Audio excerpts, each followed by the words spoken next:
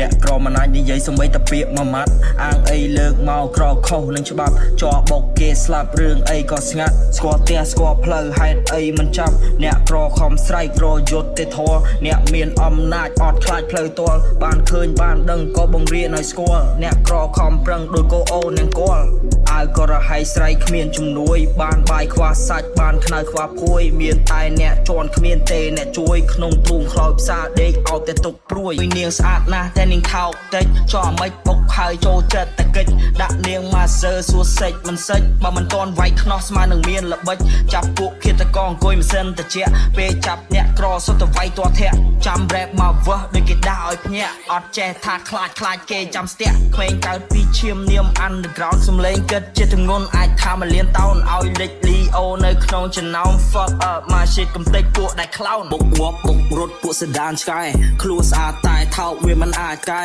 មានលុយមានឡានខួរអាវ៉ាសែឌីលពួកដែលថោកទៀបពេញមកស្រុកខ្មែរយកភាពឈឺចាប់យកមកតែងសេចក្តីធ្វើស៊ីផ្លូវចិត្តតាមរយៈតន្ត្រីស្ដាប់ពាក្យហើយគិតកុំមកកាត់សេចក្តីស្គាល់ការឈឺចាប់ថាវាជាស្អីពេលបុកមនុស្សស្លាប់វានិយាយរឿងលុយអញសុំពុកវិញទុកសពឲ្យស្អុយពូជវាថោកទៀបជ្រាបគ្មាននំរុយនេះហើយស្រីស្អាតស្រាត